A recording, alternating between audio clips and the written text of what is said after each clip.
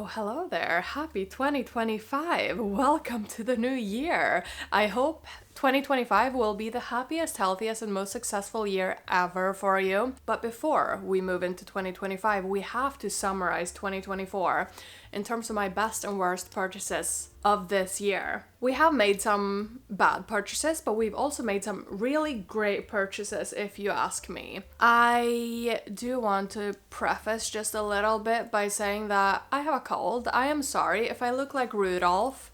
'Tis the season, right? But I do apologize in advance if I sound a little bit nasally, and yeah, just that, so I'm very, very sorry. We'll alternate a little bit in terms of the best and the worst purchases, just because why not, We can't start this video without talking about the little Cartier bag. This bag is 2024 to me. This was the MVP of my handbag collection, right, in 2024. This was like my most used bag this year, and I bought it this year. I think I bought it in April or something like this, and I just haven't put it down ever since. I think this is such a great handbag. If you have been living under a rock or just not been on my channel before, this is a vintage bag from the 90s. It's obviously Cartier. It is a little Bordeaux colored bag with all the bells and whistles that you could ever dream of having on a bag, with a little nod to the Trinity range, with all the kind of Cartier logos all over the bag, and you have a few compartments and stuff. I got this on Vestiaire Collective for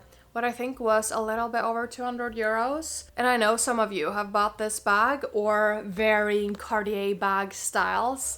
I mean, Cartier bags, why is everyone not raving about Cartier bags yet? I mean, especially the vintage ones. You can find them for such great deals on the pre-loved market. I think Cartier bags, vintage Cartier bags to be specific, are the future. These bags are so great. Maybe if we can be that bold, we might say that this was the best purchase of 2024 for me, because I've just worn it so much. Now, going off of the success of that purchase, I then purchased another Cartier bag, but this, my friends, is a worst purchase, because this I've rarely worn. I think this bag, first off, the shape is a little bit awkward. The shoulder strap that you can kind of put crossbody is a little bit long, It doesn't make for a very kind of seamless and comfortable carrying experience. Not that I've carried it a lot, so I can't really speak for it too much. But there's just something about this. I mean, it's a very flat bag, right? I do fit my laptop and stuff, but like if you want to fit like a bulky lunchbox, you will struggle. But I think this bag is just a little bit of an awkward one. It's not a bag that I've gravitated towards a lot. That being said, also, I have a lot of work bags. I use my Celine bag a lot. I use my Oleata bags a lot when I need to bring my laptop. So this one was kind of redundant at the start, which I should have thought about, because my whole thing on this channel is that you should think about the style opportunities. Sure, this brought me a new style opportunity, but did I need a new style opportunity in terms of a work bag? Not really. So I think this was just a non-thought through purchase from yours truly. So I think going into 2025, let's think through our purchases a little bit more before we jump the gun and just buy something just because something else similar was successful doesn't mean that you need to buy more of it, Amanda. Another best purchase was my Hermès belt. This Hermès belt my dad convinced me to buy. He basically girl mathed his way into convincing me to buy this. This belt I also bought on Vestiaire Collective. Obviously, if you're new to this channel, we do a lot of pre-loved shopping over here, so bought this on Vestiaire Collective for approximately 300 euros. The thing with this belt though, and where the girl math will be girl mathing, is that with an Hermès belt, obviously you do have two sides to the belt if you buy one of those reversible belts with a removable buckle, right? So I bought the belt in a navy blue and a kind of chocolatey reddish brown color with a little gold stirrup buckle. I think this belt is just fabulous. If you asked me 10 years ago, I probably would have told you that I wanted a Hermès belt, but with the age in brushed silver, in a tube and black in terms of the belt, right? Not to be too specific. I'm happy I didn't buy it because now I'm not super keen on the H belt from Hermès. I'm way more keen on something like this. It gives Hermès in terms of it has an equestrian nod to it, but it's not really screaming Hermès. It's giving quiet luxury, if you will, even though I'm not really a fan of the quiet luxury term. It's giving understated luxury, and I am here for it. Basically, because it's two of the colors that I wear the most, navy blue and brown, I get so much use out of this belt. And the girl math, I'm losing my train of thought. The cold brain is not braining today. But, like I started to explain, so when it has two sides and the belt costs 300 euros, the total price of each side is 150 euros because you basically get two belts, right? So 150 euros per belt for an Hermès belt. It's not too bad, right? So we, girl math, are way into buying this, and I'm so happy I bought it because I've used it so much. And now I feel like if I want to like refresh my belt game, instead of buying a new belt, I can just buy a new kind of leather piece to the belt and use the same buckle, right? Which is obviously the whole thing with the Hermès kind of reversible belts, right? So I'm super happy I got this, and I've gotten so much use out of this. Amazing, fabulous, stunning. Now, something that I don't have here to show you, but that was a worst purchase, is my Diane von Furstenberg green, yellow, orangey, florally dress. There's nothing wrong with this dress, but I haven't worn it. I bought it for a specific occasion initially. Later on, I changed my mind and I didn't want to wear that dress for that occasion. Now, like I said, there's nothing inherently wrong with the dress, but for some reason I haven't worn it, and I think for one, I'm not really a kind of tropical summer dress girly, right? Which this is giving. It's giving ethereal, it's giving flowy, it's giving floaty, it's giving summer, it's giving, I don't know, summer in Saint-Tropez, probably not, but you know, summer warm where you can wear like a fancy dress. And I'm not a summer girly. Like, I'm a fall and winter girly through and through. I struggle to dress in summer. So maybe it's good that I bought a summery dress that I can wear at some point. But regardless, this dress I bought pre-loved on Sellpy. I bought it for 100 euros. Let's see if I wear it in summer 2025. If I don't, maybe I'll declutter it, but it's simply a bad purchase because I haven't worn it. The dress I bought for that occasion instead, though, is a little Zimmermann number. Obviously, those dresses are two completely different vibes, so the vibe check did not vibe check correctly, and I just bought this dress instead. This dress, it's just everything. I low-key want another one. I think Zimmermann silk dresses just feel luxurious. They look luxurious. They flow through the air beautifully. You know, the fabric is heavy and substantial enough to give it a beautiful kind of flowy, drapey experience, right? This dress I bought in a size 2. I bought it on Vestiaire Collective for what I think was like 300 euros. But this dress, I think it's just great. I got so many compliments on this at both events I wore it. And it's one of those, like, I'm looking forward to the next occasion where I can wear this. And I didn't really have like a floor length type occasion dress that I felt like I just wanted to wear on repeat. And now I have one.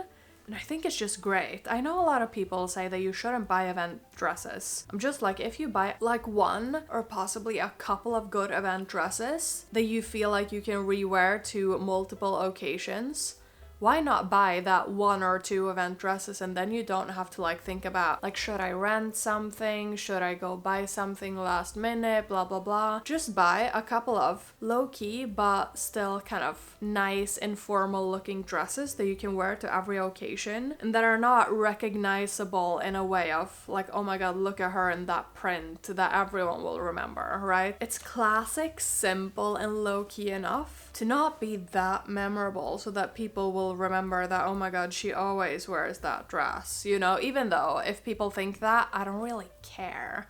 Like, if someone has something against me re-wearing my clothing, I think that's an outdated notion that we need to leave at the door. But this dress I'm super happy I bought, and I'm looking forward to wearing it, and I want to buy one of these, but in a short kind of form, so that I can have Like one mini Zimmermann silk dress and one maxi Zimmermann silk dress. Wouldn't that be fabulous? And then I feel like I could declutter a bunch of other dresses in my wardrobe, because then I have my 2 perfect dresses that I can literally wear any day, anytime, to any event.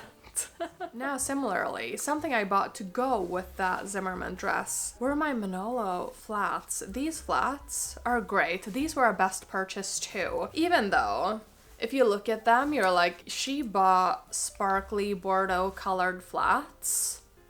That seems a bit ridiculous. No, yes, it is a little bit ridiculous, but these flats, together with this dress, I have my little event dress combo that I can wear anytime, literally. These flats I've worn to numerous occasions. I've worn them even more than I've worn the dress. I even wore these with like my linen slacks and just like a little lily silk kind of lady jacket. I think these are fabulous. These go with anything. I can even wear them with jeans if I want to. I think these are amazing. Obviously, they are a little bit of a more formal flat. I wouldn't just bop around in these as like an everyday shoe, but I think an elevated dressy flat for those occasions where you're gonna be on your feet for a long time, you don't really want to wear a heel, you just want to be kind of comfortable but still wear a dressed up shoe, like a dressy flat is just the best. Honestly, I'm not sure why I haven't bought like dressy flats before this, but now obviously I have these and I'm so happy about it. These were just a great purchase too.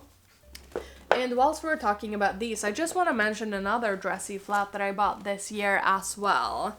These are not Saint Laurent flats. These are Hermès flats, but I just have them in a Saint Laurent dust bag. These are my Hermès little loafers. These are also a pair of like dressy flats that I wear so much. These I have worn like just bopping around town like on an everyday basis. I have put a sole under these too so that they're a little bit more protected from the ground, right?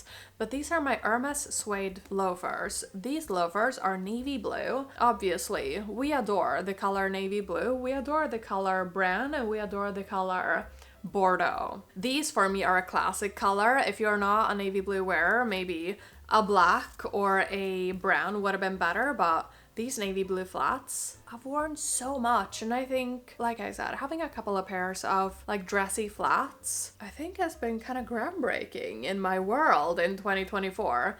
Dressy flats are in for 2025 if you ask me, right? I think a dressy flat will just elevate your outfit in a way that like a sneaker never would. You know, and if you ask a Swedish person, right, a sneaker goes with everything. A sneaker goes with like your evening occasion wear. A sneaker goes with your office wear. Like, I don't want to wear sneakers anymore. I just want to wear elevated flats. And I get it, like these are not as comfortable as a sneaker, because a sneaker you can have padding and you can have them like properly, like a walking shoe. If I need a proper walking shoe, I'm not gonna wear these. I don't want to get more back problems than I already have, right? But for those little kind of brunches, lunches, dinners, stuff like that, meetings, like whatever I go to, these just come along and look fabulous. So I adore these. These were also such a good purchase, and I think I bought them for like 200 euros or something on Vestiaire Collective as well. Maybe whilst we're on the topic of Hermès shoes, I just want to give like a little brief mention to my new Hermès boots, because I obviously just bought these, but I am so excited about them, and I feel like these will, in 2025, be some of the best shoes that I have in my collection. These are a pair of Hermès boots. If I can just pick up the other one, why am I struggling so much? These are a pair of like chocolate brown Hermès boots that I bought on Vestiaire Collective. I bought them in a condition that was a little bit worse for wear. I bought these for like 300 and something euros, and fixing them up cost me like 100 euros, and now I have like a basically looking like a new pair of Hermès boots for like 400 euros, and a pair of Hermès boots are like 2,000 euros new. I would never buy a boot for 2,000 euros. I think buying a boot for 2,000 euros and then wearing them for one season and then selling them on for 300, I think that is a little bit ridiculous. I think that feels not financially responsible. I feel like that's just I'm just a girl kind of mathing. And I don't think that's what we should do. I think we should be smart consumers. We should buy stuff that should stand the test of time and then take care of it. I'm obsessed with these boots. These will serve me so well in 2025. I can feel it. So these will be like my favorites. Or I'm hoping, unless something happens, but I'll keep you posted, obviously. Something else that was a worst purchase that I don't have with me right now is my Woolrich little wool and cashmere sweater. That sweater I bought and I thought I liked it, and then I didn't really wear it, and I was still looking for an off-white sweater. So that told me that I didn't really buy the perfect sweater for me. I don't have it here because my mom was here today and she asked me what I was gonna film, and then I said that I was gonna film a best and worst video, and she was like, oh, what were your worst purchases? And then I said that it was that sweater, and she was like, I can try it. And then now it's hers, right? So maybe it wasn't a worst purchase because now my mom has a sweater that looks way better on her than it did on me, right? So my mom has that sweater. I bought it for like 30 euros on Sellpy, so it was no major like purchase, right? In terms of like an expensive purchase. But the sweater I bought instead was this Pringle of Scotland bone white cashmere sweater, and this was exactly what I was looking for. And now I'm not looking for a white sweater anymore. So this was just exactly what I wanted and what I needed, right, in my wardrobe. And that other sweater found its new home in my mom's wardrobe. So I guess we're happy about that. Although, what we should learn from this, right? If you get something and you're like trying it on and you try to justify it in your mind, why it's a good sweater, maybe it's not a good sweater, right? Or maybe it's a good sweater, but just not for you, so maybe you should return it. I think I have gotten better at returning stuff this year, which is why we don't really have a lot of like bad purchases in this video, right? When something hasn't felt like 100% perfect when I got it home, I've just returned it because I'm just like, what's the point of adding more stuff if it's not 100% perfect and I'm not like looking forward to wearing it like the next day after I bought it, right? I think I've gotten better at being brutally honest with myself, I guess, in terms of what's perfect and what's just not good enough to make its way into my wardrobe. Something else that was a best purchase this year were my Saint Laurent little sunglasses. I had a pair of Prada, or I still have, but context for this video. I have a pair of Prada sunglasses in tortoiseshell that I got last year. I thought they were my perfect tortoiseshell sunnies, and then I realized I prefer the Saint Laurent sunglass quality, so I kept on looking. Similarly, if something is not 100% perfect from the start, don't keep it. But these Saint Laurent sunglasses I got on Vestiaire Collective, and I've just not put them down ever since. These are literally my perfect tortoiseshell sunglasses. Also, the case of Saint Laurent sunglasses is just fabulous. It feels luxurious carrying this around. And the sunglasses themselves, they feel like great quality. Sure, it's just a pair of plastic sunglasses, right? I know that designer sunglasses are not anything revolutionary, but I do adore a Saint Laurent sunglass, and I'm not going to apologize for it. I have my Saint Laurent M40 sunglasses that I've worn so much. I think I got those back in 2020 or 2019 or something. And now, in 2024, I got my perfect tortoiseshell pair. So these are just fabulous, amazing, stunning, gorgeous. My dad says I look like a bug. I feel fabulous anyway. Maybe I'm a fabulous bug. Maybe that's how it's how it's going for me. But these sunglasses, such a good purchase. I'm so happy with them. If you're looking at either a Prada or a Saint Laurent sunglass, maybe go into the store and try both and see which quality you like better. For me personally, it's definitely Saint Laurent. Another little notable mention is my pearl necklace and my pearl bracelet. And my mom's pearl bracelet. She got it for Christmas. She was so happy about it. And now me and my mom have matching Akoya pearl bracelets. I made a whole video about this specific pearl bracelet and the bracelets and the necklace. Struggling. The cold is colding. These I'm super happy with. I've worn them so much during the Christmas season, right? I didn't really want to wear them that much before because obviously if my mom sees that I have something new, she will ask me questions, and I don't want questions when she will get something for Christmas, right? So these I'm so happy with. I haven't had that much time with them though, so I can't really say that it was a best purchase, right? But I'll link the video in case you want to have a little look. Those were my best and worst purchases of 2024. I just want to give a few mentions of 2023 purchases too that I think were like stand out, best of the best, amazing, stunning, gorgeous, top 3 purchases of 2023 that I bought at the end of the year, and I wasn't really confident in saying that they were my best of 2023, at least from what I can remember. First off, my Cartier watch. This Cartier watch I've worn so much. This is my little Cartier Santos Galibee. I think a Cartier watch is just classic. It's timeless. It's chic. It's something that it's a forever piece, right? When you buy it, you have it for life and you just take care of it. You send it in for service once in a while. This is an automatic watch, so I will have to service it at Cartier, right? Because I can't just take it anywhere and change the battery, right? That has to be serviced by the Cartier service. But it's a forever piece. An automatic watch is like the epitome, to me at least, of a forever piece in your wardrobe. So I'm just so happy I got this. I've worn it literally on repeat this year and I'm super happy about it.